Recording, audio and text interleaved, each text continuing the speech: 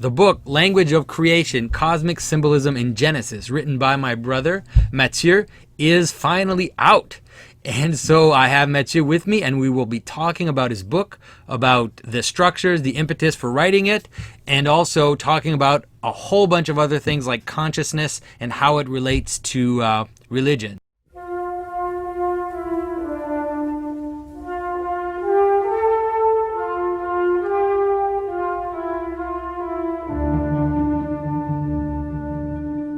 This is Jonathan Pageau.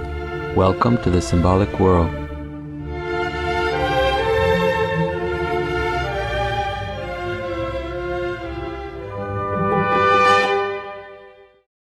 Hello, everybody. I've been telling you for weeks, we've been waiting for Matthieu's book to come out. I've been telling you that it's on the verge of coming, and here it is. It's finally out. So Matthieu's book is available. You can find it on Amazon. And because of that, I've also been waiting and hoping that Matthieu's going to come back on this channel so that we can talk. And so he's here with me, and we're going to talk about his book. So I'm pretty excited. I have been going over the final copies and the final edits of the book. And every time I read it, you know, that everything kind of builds up, and when you get, I always tell people, when you get to about page 100, you kind of start having seizures because everything starts to connect together, and it's pretty amazing. So Matthieu, thanks for joining me. I'm going to start with a basic question. Maybe you can tell people what it is that prompted you to write this. What were you trying to accomplish? What was the motivation for this book on the commentary on the Bible? Well, I'd say my first motivation is an interest in symbolism and in the Bible, of course.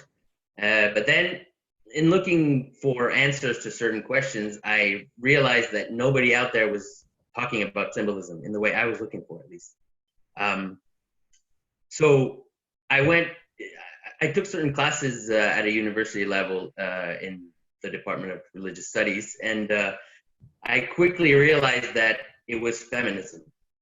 It was classes about feminism. So it's not about religion. It wasn't about symbolism. It was about feminism and Marxism. So so that pretty much led me to, I pretty much decided right there that one day I was going to try to write something myself because nobody else was doing it. So so basically what I realized in general is that in academia, when they talk about the Bible and when they talk about subjects that are related to symbolism, what they do is always the same thing. They use their own categories of interpretation. So they use their own lens to look at the text, to look at the stories, and they analyze it according to their own ideology and their own lens. So basically they're using, well, it's all grounded in materialism. So that's right there, that pretty much annuls any possibility of understanding real symbolism, because real symbolism is not materialistic. So if you look at it through a materialistic lens, you might get some glimpses of what it means, you might get some insights, but you're always going to be in a situation where things that are actually simple will appear extremely complex, okay? Because when you look at something with a wrong lens, that's usually what happens. You can look at something that's extremely simple if you look at the world with certain categories, and then if you look at it with the wrong categories, you might get an understanding of it, but it will be extremely complex, and it will look, I don't know, artificial, maybe is the way to say it. Whereas if you look at it with the right lens, it'll look absolutely natural, and it looks as if it's almost self-evident. Like, how could I miss that? That's what happens when you change your perspective. When you use the right lens to look at the Bible, all of a sudden things become kind of obvious. You can almost predict what's going to happen in a story when you have the correct lens. You see what's happening, you know where it's leading, because you're looking at it with the right, kind of like if you understand science and you look at a projectile, you can figure out what's going to happen in advance. You don't need to see it. You know it's going to fall. You can kind of guess the distance. You can even calculate it if you have the right information. But so it's kind of the same thing here. If you look at the world with the lens of symbolism, you can predict certain things, and in the Bible, but not just in the Bible, in the real world too. If you start looking at the world with this particular lens, You can make sense of a lot of what's going on, in particular, a lot of what's going on right now. A lot of what's going on in politics, a lot of what's going on at the social level. It makes a lot of sense if you look at it with the proper lens. It's almost, I don't know how to say it. It's almost like it has to happen. Like what's happening right now, even though it looks completely insane, if you look at it with a proper lens, it's almost like, okay, this has to happen. It's going to happen. And then after that, there's going to be something else. So it's not, it becomes less of a big deal, actually, when you look at it correctly. So, I think that's what, yeah. I think that's what really struck me in reading the book is that, you know, I have, you know, we both of us, we kind of have these intuitions of patterns, and I have certain patterns that I work with and everything. But what's amazing is that you really go into the text and you pull out what is really such a simple pattern. I mean, it's very basic, you know, it's geometric, like it's very basic. And then it's almost like you're reading, it's almost mathematical, right? Yes, it's so precise and it's so simple. It's almost, I always, even when I was reading the book, I thought, I hope people, it's almost too simple for people who were looking for something, you know, flighty and complicated. It's like you have to enter into that simplicity, and then once you see it, then after that, through the whole book, you just keep showing over and over. Here it is. This is how it plays itself out here and here and here. And yeah, it's quite astounding. So maybe you can tell us a little bit about the basic. I mean, I would say like the basic structure, let's say, because I know a lot of it has to do with the relationship between space and time. So maybe you can give us just a little glimpse of what the basic pattern is that you've kind of entered into when you were reading the text. Okay. Well, basically, I have a background in mathematics and computer science, so that's kind of how I looked at it. That's not what people usually do when they read the Bible. They don't necessarily interpret it like that, but I began having pretty deep insights into the stories of the Bible when I started analyzing it like a mathematician. Okay. So basically, I was just trying to figure out what are the fundamental categories of this cosmology. So obviously, when I started reading the Bible, the first thing in the beginning, God created heaven and earth. So to me, when you look at it with a kind of a mathematical lens, you say, okay, those are the first axioms. Okay. So we have God, we have heaven, we have earth. So those are the axioms. If I derive everything from that, then I've got a sound theory. Okay, not a theory, but I've got a sound system.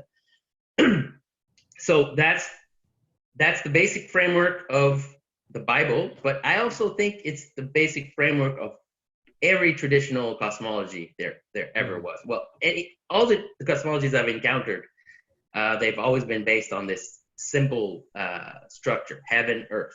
Yeah. And then there is the union of heaven and earth, and that it's like the cosmos happens there. Right. So it's like the two poles of manifestation is heaven and earth. And then there is a third element, which is called man in the Bible, or Adam, and that is like a consciousness that mediates between heaven and earth. And that's also something I've encountered in almost every other tradition. It's not always called with the same names, but you can tell that it's basically the same patterns. So that's the first pattern. Okay, I've understood that for a very long time. Okay, because it's obvious in the Bible. Like I said, it starts like that. Yeah, it starts like that.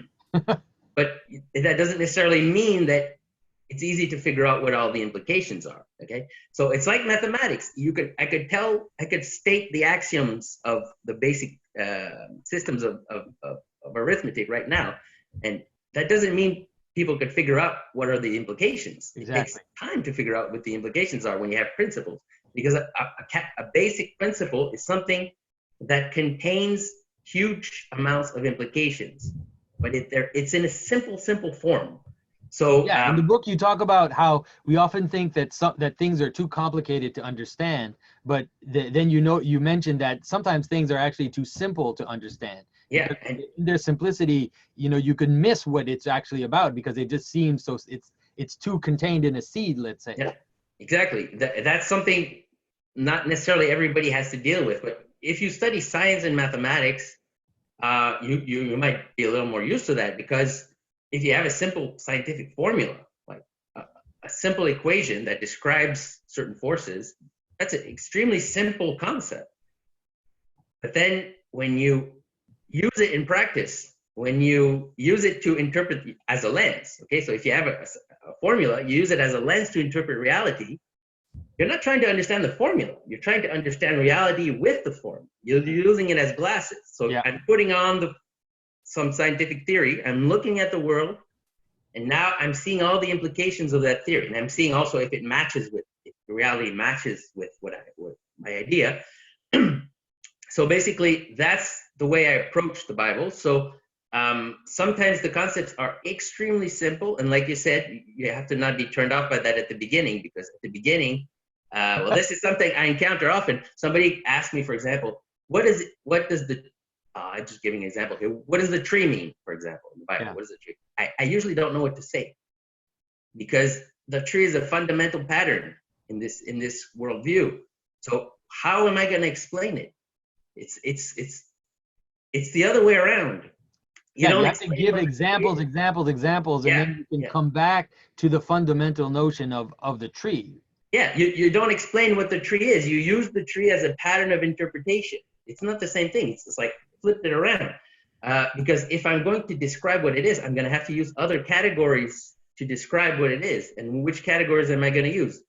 The categories of materialism? Well, that's what most people who interpret symbolism do. Yeah. They use the categories of materialism, and then they try to interpret symbols with those categories. And the result is sometimes interesting, but it misses a lot of the obvious meanings that if you just change your goggles, then you'll see the right stuff. So yeah, okay. So heaven and earth, that's the most basic categories. That has a lot of implication. I use those categories throughout the book. Everything I say in the book derives directly from that pattern. Okay? Yeah. And then there is another important structure is time and space. Yeah. Okay, so I talk about time and space, but it's not the time and space that we can find in physics. Okay, it's like an archaic concept of time and space, and I define them very simply. I define them out of heaven and earth, actually. Yeah, exactly. I say, so space, this is going to be an example of a very simple definition that looks like it doesn't really mean anything. But so space is when heaven and earth agree. That's like the definition of what I call space. And time is when they don't immediately agree. Okay, so you could call it true and false. Yeah. Because that's what it is. True means heaven meets or agrees with earth. Okay, it means the meaning of something matches the fact. Right. Okay? Exactly. That's an easy way for people to see it. Yeah, the identity of something matches the fact of the thing. So if you're a scientist and you have a theory, that's the heaven, and then you do some experiments, you're trying to see if heaven and earth match. Yeah. So you're trying to see if your theory is true to the fact, and vice versa, if the fact is true to the theory. Yeah. So it's the definition of truth. So in my book, I call that space. Okay. And I talk a lot about it. It's not just an anecdote. And then there's the other side is when it doesn't match. So that's when you have an idea and the facts of reality are not fitting with your idea. Yeah. Now that doesn't necessarily mean always that the idea is false or that the fact is wrong. It could be. Yeah, it just doesn't fit. Many factors. Yeah. It currently doesn't fit. Sometimes it can fit with some work. Sometimes it can fit if you get a little bit clearer understanding. But anyway, the idea is true and false. That's what I call space and time. Yeah, I have this image that is I tried to find one of the most basic examples that to help people understand how immediate this is imagine you're a child, like you're a growing child, and then you have a shirt and you wear this shirt, right? So you wear the shirt is space, it fits you and you're wearing it. And then at some point, the child grows. Now the shirt, it doesn't fit. And so now there's a disjunct, right, between the the reality of the child and his space, his clothing that he wears. And so the only solution to that is change. you have to change. You have to change something. You have to change And you something see, to fit. that's why use that example to explain why I call this change. It's time. Exactly. Time is change. Related to It's change. just change. Yeah. When things don't fit, they have to change, and they do. Yeah, and you explain one of the things you explain really that's important is that we think that change just means things developing, let's say, but you really differentiate change, which would be, let's say, the change of the child becoming a man, right?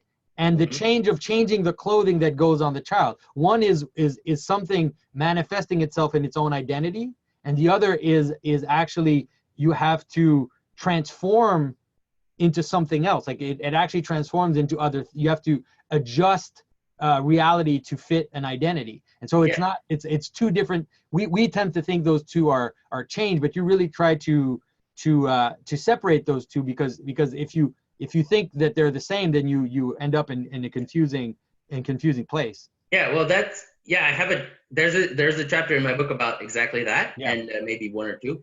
And that's actually pretty important because it's related to materialism. Okay, because if you're not a materialist, things have an identity and they have a body. Yeah. Or it's a concrete reality and an ideal reality. And then when change means something happens where this doesn't fit anymore. But if you're a materialist, change doesn't mean that because things don't have an essence. So it's not even about symbolism per se. Even if you think in terms of Aristotle or in terms of philosophy before materialism, the concept of change is the same as the one I'm describing here. It's the idea of transformation. So if you talk about transformation, you have to acknowledge that there's a form. Yeah. There's the concept of form somewhere.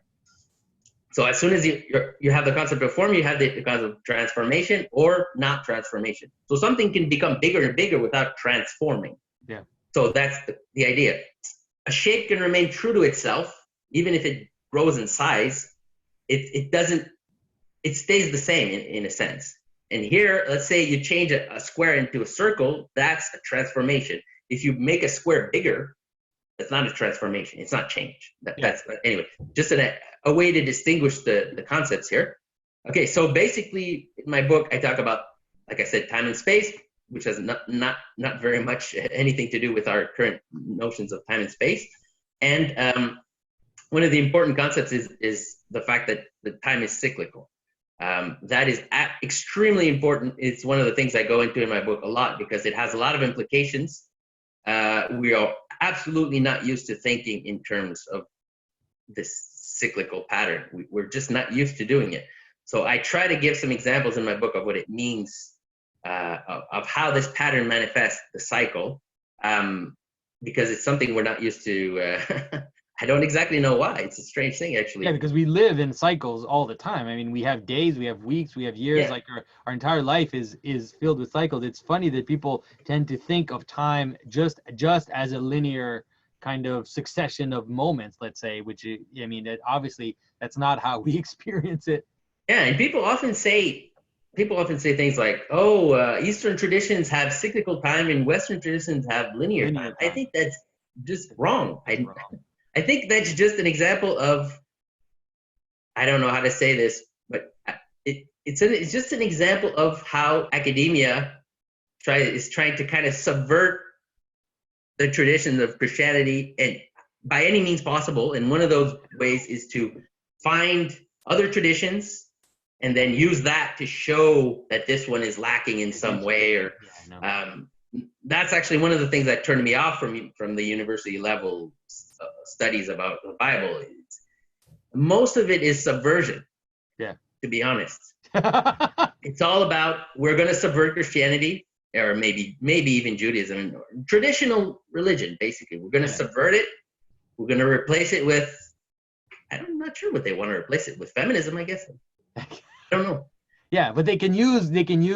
That's why you hear people use other religions as a weapon, basically, in order to destroy Christianity. It's not like they actually care about you'll say northern paganism, but they care about it to the extent that they can say, well, look, Odin hung from a tree, and therefore Christianity is just baloney because here are other traditions where someone hangs from a tree. It's like they just use it as a weapon to bludgeon Christianity. Yes, actually, this is one of the reasons why I wanted to write my book, was to get rid of some of those argumentations, because they're kind of childish. For example, someone sees something in some other foreign religion, and then they see the same pattern in Christianity, and then they say, oh, this one must come from that one, or this one must be a copy of that one. To me, that means you don't understand the pattern, you don't understand how fundamental it is, how obvious it is. And so to you, it's just a strange thing. So how did it get from, I don't know, how did it get from Africa to America? And then you have to find some weird causality, because to you, but I'm being very serious. I know, I'm aware. These symbols are strange. They don't make sense. So if you see them in one place and then you see them in another, you have to explain them to some kind of mechanical causality. But if you understand the meaning of it, you don't have to do that. It's obvious. It's the pattern of reality. So of course it's going to manifest itself. So symbolism is going to happen. You know, it just because that's the basic structure of the world. Yeah, because it describes a reality. It's not, because this is also one of the ways that was used to subvert, acting as if it was completely arbitrary. Yeah. So the stories, the symbols, they're arbitrary. You know, they were just made up by some person. Usually they interpret it in kind of a Marxist way. They were invented for power, to control, to, I don't even know. I don't even want to say. I just get annoyed by those arguments. So you can always analyze anything in that lens anyway. So it's not just religion. If you want anything anybody says, you can analyze it with the lens of power, and you can criticize it like that. So it's not it's not even a valid criticism in my opinion. So anyway, when you start understanding the patterns, you see them in different places. You see them in the Bible. You also see them in different traditions. I'm not trying to say that all traditions are the same or anything like that, but they had a common basic framework of understanding reality. And it's actually pretty amazing how universal it was. I mean, you look at Native American traditions, and you see the exact same fundamental patterns. Yeah. You see heaven, you see earth, you see the tree, you see the hoop, you see all these patterns. It's exactly the same patterns. Okay, so that means it doesn't mean that there was necessarily a transfer of knowledge from one to the other, although it's possible, but it means that they're just describing reality. It just happens to be not the same exact reality as the physicist is trying to describe. So. Yeah, but in the end, what's interesting in your book, and it's something that's been kind of floating around in different discussions online, in my discussion with Jordan Peterson and Brett Weinstein and everything, is that in your book you end up containing science within your symbolic framework, because you talk about this problem of theory and fact, right? So maybe you can talk about that, because I think that's something that will interest people. Oh yeah, it's this is also one of the reasons why I wrote my book. The idea of reconciling science and religion is obviously very important to me, as I think it is for a lot of people, because it's like a gnawing pain, because it's like our past doesn't fit with our present and future. Yeah. And there's something unsettling about that. I don't want to think that all of our ancestors were a bunch of idiots. I don't want to think like that. Okay. So the idea that I want to reconcile these two universes is just something that's in me. I don't even know where it comes from. It bothers me. I don't want to separate from the past. I want to join things together.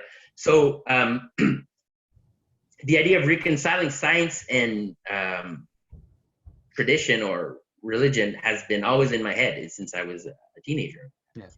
And I got interested in evolutionary theory. At first it was to debate it or confront it as a Christian. And then after a while, at one point I said, okay, I'm going to read Darwin's book. I'm just going to read it. I'm going to stop just assuming it's wrong, and I'm just going to read it. So I read it. And I thought it was really interesting. And I saw in no way how that contradicted my ideas about God or anything like that. So to me, they had no contradiction. At first it did, but then slowly I started to see that I had a weird glimpse at one point. I could say maybe a kind of a spiritual experience where I was trying to reconcile these worldviews. So let's say evolution and creation, okay? And then I had this weird glimpse where I saw how if you include the theory of science in the evolutionary process, Right. then everything changes. Exactly. It almost becomes like a religious worldview, okay? And this is one of the reasons why we were interested in Jordan Peterson. At first, well, you're the one who first talked to me about Jordan Peterson, but then I became really interested when he started talking in these terms, because that kind of coincides with some of the glimpses I had when I was trying to reconcile creation and, well, now I wouldn't even use the word creationism anymore. You see, creation and, well, modern scientific knowledge. I had this glimpse where I saw that the whole problem is the scientific theory is not included in the worldview of the scientist. So the scientist is not putting his own theory. It's like he's separating his theory from the world. It's like From the world completely. It's as if his theory doesn't actually exist in the world. Like he doesn't think about it. Like he doesn't even. It's a blind spot, is what it is. Yeah, it's like I don't. At the same time, I understand this is where the power of materialism comes from. It's like I don't even know how to explain it. It's like a denial of spirituality. The theory that the scientist has is part of the spiritual realm. Okay, yeah. I'm careful when I use these terms because I know people will interpret it in a way. It's not material. It's not, okay, yeah. Your theory about the world is not material. Okay, so no matter how you look at it, it's not material. So because of that, they act like the theory itself is not part of the universe and has no influence on the universe, but it obviously does. I mean, if you're a scientist and you discover something that explains reality, and then reality changes. It's not a weird metaphor or some weird new agey thing. You're a scientist, you have a theory, you experiment, you show that it works, and then you transform the world, you change the world with your understanding of the world. So tell me again how your theory is not in your model of the universe? There's something missing there. Yeah. Because when you understand the world, you influence the world. Yeah. You don't even have to look at it at a quantum level or anything like that. You can just look at it at a normal level. The scientist understands, he makes the connection with reality, then he gains power in the world. Yeah. Not necessarily that particular individual, but humanity, using that knowledge, gains power, control over the world and understanding of the world. So why isn't your theory part of one of the forces that's in the world? Why isn't it part of your model? So anyway, so that was the glimpse that I had at that moment, and it kind of blew my mind. I don't know how else to say. And it took me maybe 20 years to deal with that. Yeah. So to deal with that idea, just that idea of including the theory in the model. Yeah. So I guess my book is kind of maybe the culmination of that. It took a lot of twists and turns, and finally, it's not the subject per se of the book, but it permeates the book, let's say. Yeah, my understanding or my questioning about that problem is what led me to understand traditional cosmology in a certain way. And in the end, what I see is that the traditional cosmology is that what I'm describing. It's a universe in which the scientist has included his theory in the universe and has included his model of the universe in the universe. Yeah. And even when I just say that, you can see that is how traditional knowledge works. Because if you look at ancient patterns, it's always you have a cosmos, and then you have a mini cosmos, and then you have another mini. It's like a fractal. Okay? Yeah. It's like putting a mirror in front of another mirror. That's exactly what happens. So that is how traditional knowledge works. Like this is really, I think this is really, for the book, this is really, to me, one of the glorious aspects of your book is that, you know, we talk about, let's say, microcosms. You know, I mean, people have been talking about the notion that, you know, that man is a microcosm for centuries, since Plato or whatever. Yeah. But what you're able to do in your book, which is amazing, is you actually show it. You actually show it even in diagrams. Like you create these diagrams that that are fractals that move into each other, and then you do it with the stories, and you kind of show how within a story, the different aspects of the story are mini versions of the whole story. And that is just, to me, it's a tour de force, like we say. Like, you're really able to show it, because it's easy to talk about it. We have an intuition that that's how the world works sometimes, but you're able to really kind of show it in terms of, what I'll do is I'll put some diagrams, like, just to show people, at least they'll see the diagrams on the video of how you're able to kind of embed these parts into each other. Yeah, that's something I wanted to mention with regard to my book.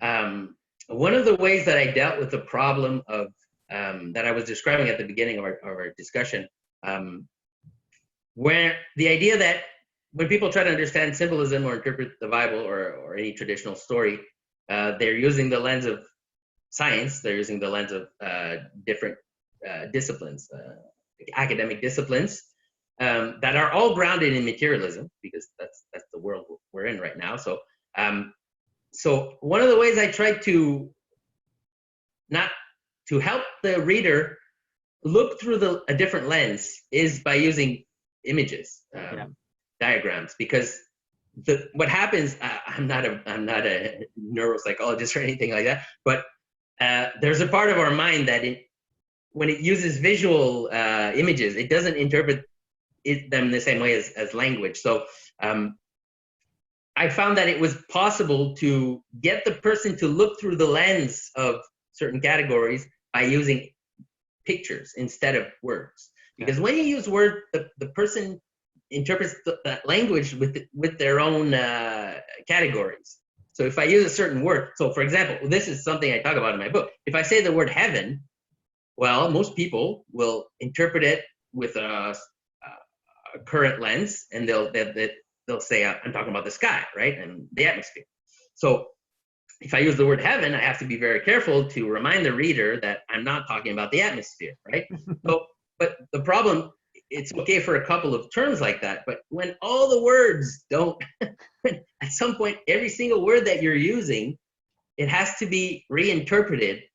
It becomes a little bit painful, right? Because it's like every word I have to say, oh, when I say this, I actually mean this. I don't mean what you think. And when I say this, I mean this. So it would be extremely painful. So what I did was I used pictures, a lot of them. There's a lot of images in my book. And it's always the same pattern. I repeat, repeat, repeat. The purpose of that is for the reader to kind of get this imprinted in their brain, the basic fundamental patterns of symbolism. So you have the hierarchy, you have the cycle, you have the idea of heaven and earth, right? Like a duality of heaven and earth. Yeah. So that pattern is repeated, I don't know how many times, like maybe over 100. There's diagrams on every page. The reason is because I want that diagram, that picture to get imprinted in your mind so that you don't think about it anymore. And you just slowly start to, well, like glasses. You don't know you're wearing your glasses, you're looking through them. You're not looking at them, you're looking through them. So if I repeat the same pattern, the patterns kind of becomes your glasses, right? Your lens. So that's the reason why I use so many diagrams. So basically, I use the same patterns, and I use them to interpret different parts of the Bible, different stories. The story of Cain and Abel, the story of Noah, the story of the fall, Adam and Eve, the serpent, the tree, everything, all that. So I reuse always the same patterns in every single story to interpret it. So basically, the idea is that they're all based on simple definitions, except we're so not used to thinking like that, that I couldn't just give the definition and then talk about it as if it was acquired, because it takes a little bit of time to intuitively acquire this way of thinking. So there you go. That's why I use so many images. Yeah, but that's also why I tell people, like, make it to like page 100. Like at the beginning, you're building, like it's a bit more of an effort. Like you're building, and then when you reach some of the examples that you give, I say page 100. I'm not even sure if that's the right place. Maybe even a bit before. Then all of a sudden things start to click. Like and it's funny because you and I, you're probably the person who thinks the most like me, let's say, in the world, I would say. But even though, despite that, as I was reading your text, there was really a magical aspect to it. Like it was really I could feel it changing some of my perceptions. Like I could feel it transforming some of my the way that I view the world, and kind of fusing things together in my mind. And so I think it's definitely yeah, it definitely has something magical about it. Like I think that people reading this book, if you read it honestly, it'll be difficult to reach the end without being changed in terms of your frame of view, like in terms of the way you see the universe. Yeah, and of course, the idea always is not to become insane or anything like that. Maybe I should give that warning. Don't become insane when you read that book. Because it happens when you change your lens. You change your lens, you can go insane. Because what happens, and then you try to communicate those ideas to people around you, and then they have no clue what you're talking about, and they look at you like you were insane.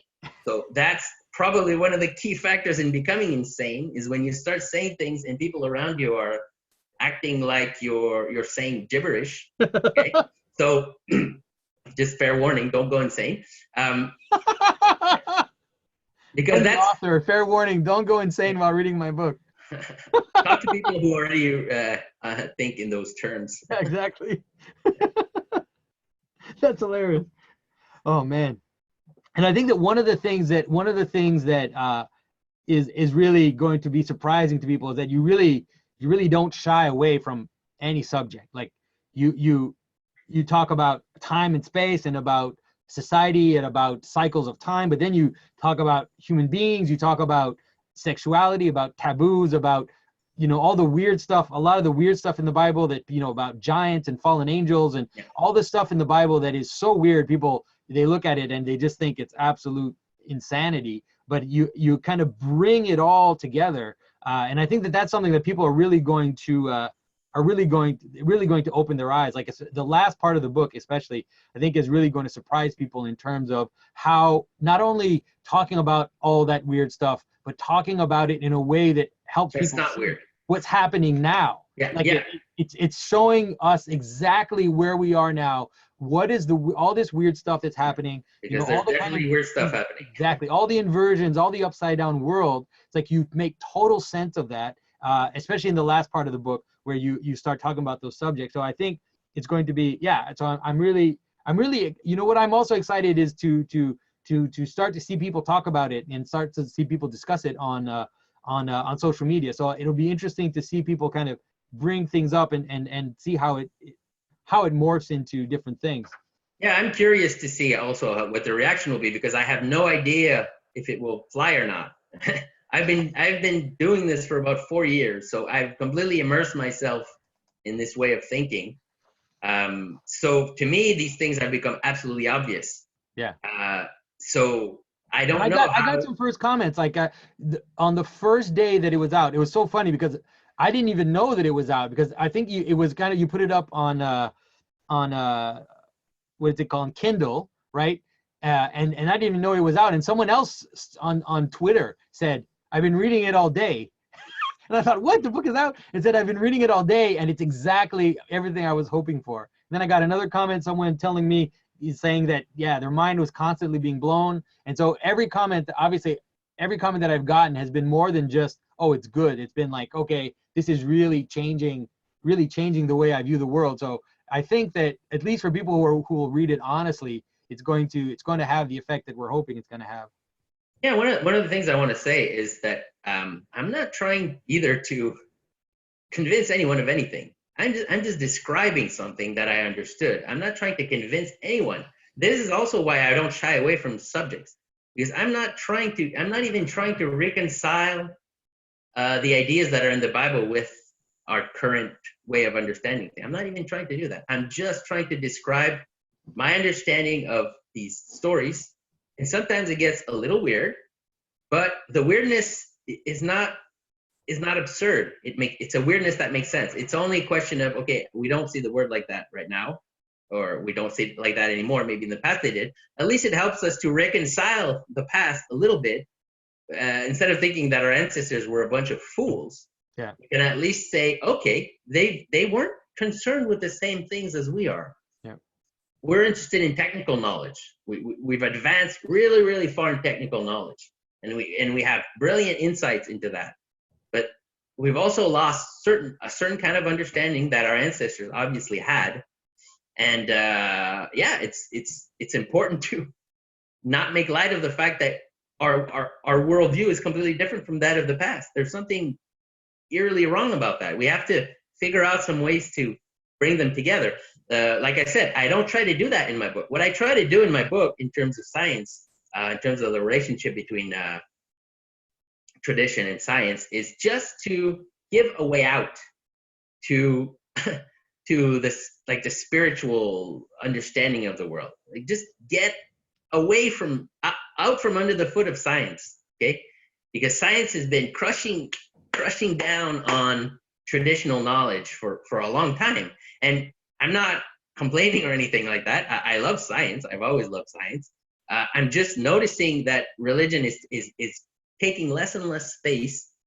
The problem with that is it will be replaced by something else. Okay. And that thing is going to be weird. Yeah. Okay. If we don't understand what's happening, that something very strange is going to happen. It's happening now. Yeah. Okay? The weird stuff that's happening is because. No, but it's already happened. It happened. We had a cycle of it in the 20th century. I mean, communism and Nazism was exactly that, was exactly a space in which Filling the void. The materialist worldview, you know, something was filling up the void of the spirituality in the world. And so we killed 100 million people. Now we're taking our breath, but we haven't dealt with anything. It's like we're basically just taking our breath from those 100 million deaths in the 20th century. And if people think it's not coming back, and unless we can reconcile these things, it's going to come back. And like you said, it's already happening. Like, we look around, I always tell people, like, we are standing in Weimar Germany right now. Like, you know, Weimar Germany times 100 is where we are. And so what comes after that, you know, it's not pretty. No. Yeah. So we have to figure out what happened, because the traditional knowledge is not the same as experimental or rational knowledge. And when I say that, I'm not saying that it's irrational, because it's not. But it's a kind of knowledge that's been passed down. It's passed the test of time. Okay, that's not nothing. That's a big deal. It means it works. That's what it means. It means there's something in it that fits with reality. Now, it doesn't necessarily fit with our scientific understanding of reality, but maybe it fits with some aspects of reality that we're not aware of. So we should never just throw away ancient knowledge like that as if it was nothing. Yeah. Something that's been around for thousands of years might contain some information that you don't know as a modern person. Yeah, and especially as we move, and this is something that we've talked about, and it's something that's kind of been popping up more and more online and in different discussion, as we move towards these movements in cognitive science, and this movement towards trying to understand consciousness and human consciousness, we're seeing little glimpses of a connection where, as we talk about cognitive science, there is this notion that you once again do have to fit cognition in the world. Like, cognition has to be a phenomena in the world. It has to be part of the universe. Our thoughts have to be part of the universe. Our understanding has to be part of the universe. And when that happens, all of a sudden, some of the structures, we are seeing some of the structures that you talk about in your book popping up, even in scientific discourse. So that's really fascinating. Yeah. Well, we were talking about just before we started recording you sent me a link to a. Yeah, Sam Harris, of all people, he shared on Twitter this discussion with Hoffman, I think his name is. I think it's Hoffman. I'll put a link in the description. A podcast where he talks about the science of cognition. John Hoffman, and how basically he positing a theory that consciousness is a constitutive element of the universe, which, I mean, it's like, that's what we're saying, you know, we're trying, that's where we're going. Yeah. So people should check that out. There's like bridges being created right now, I would say, between traditional knowledge and scientific technical knowledge. And I think it's great. I don't know where it's exactly how it's gonna happen, but it's clearly things are happening, things are coming together. So I don't know, hopefully my book will help a little bit in some aspect of that, maybe to understand religion or this perspective in its own way, not interpreting it through a different lens. Trying to adopt that worldview, see the world through that worldview, instead of just analyzing it from a different perspective and looking at it, because there's always a little bit of a cynical undertone to that. When you look at religion with a lens, it doesn't matter what lens you use, if you use sociology or anything like that, psychology even, there's always a little bit of an undertone of cynicism. It's normal, because part of you has to look at it like it's not true, or like there's something wrong with it, because it doesn't quite fit your category. So you have to like deal with what doesn't fit in a way that's kind of a little bit cynical. So it's like, I'm going to accept this part of it, but this part of it, nah. We're not going to go back to that, or we're not going to even try to understand it, because it's just nonsense, or it's just nonsense. That word, superstition. There's the word. Yeah. See, that's the thing. I mean, if you're a scientist and you look at a phenomenon and then you see an anomaly, you're not supposed to say, "Oh, I'm not even gonna look at that. It's stupid." No, you're supposed to say, "Whoa, maybe my theory doesn't account for that anomaly. I have to change my theory to account for that anomaly." Yeah. Because saying that an anomaly just isn't important, that's fine for a while, but then you know what happens. The science has dealt with that problem many times. You can put the anomaly under the rug for a while, and then it always comes back to take you down in the end. So it's the same thing when studying traditional knowledge. The anomalies are there to tell you, hey, there's something you don't understand, not the other way around. So that's my perspective on it. All right, guys. So the book is out. It's on Amazon. You can find it at your different whatever country you're in. Go to Amazon, put Matthieu Pageau in the search, or the language of creation, and buy the book. Leave a review as well. We're trying to push it now, and hopefully we can attract a little bit of attention to it. And this is the place. So we're going to be talking about the book once in a while on this channel, and I want to foster a discussion as well. We'll try to find spaces for all of you guys to discuss the book and talk about the ideas, and we'll try to find ways to do that. Another thing is that some people have been asking me, how is it that I can encourage Matthieu? Because Matthieu is kind of, he doesn't have an online presence. He has a slightly more hermit personality. And so he's not online, he's not on social media, for sure. So what we're going to do is I'm going to put a link to Matthieu's Patreon account. He's going to open a Patreon account and his PayPal. So if people want to support what he's doing financially, then we'll have a way for you to do that. And so stay tuned, and hopefully Matthieu will also come back, because while he was finishing his book, he said, no, I don't want to make any videos. I just have to focus. I need to finish this thing. But now it's finished. So I'm hoping that we'll see more of him on my channel as well. So I don't know. We'll see about that. And, we'll see about that. I have to find ways to coax him to come on to the channel. So, all right. So people stay tuned, and thanks for watching. All right. Bye-bye. Bye. If you enjoyed this content and our exploration of symbolism, get involved. I love to read your comments in the comments section below. Please go ahead and share this on social media to all your friends, and also please consider supporting us financially on Patreon. You'll find the link to the Patreon page in the description below.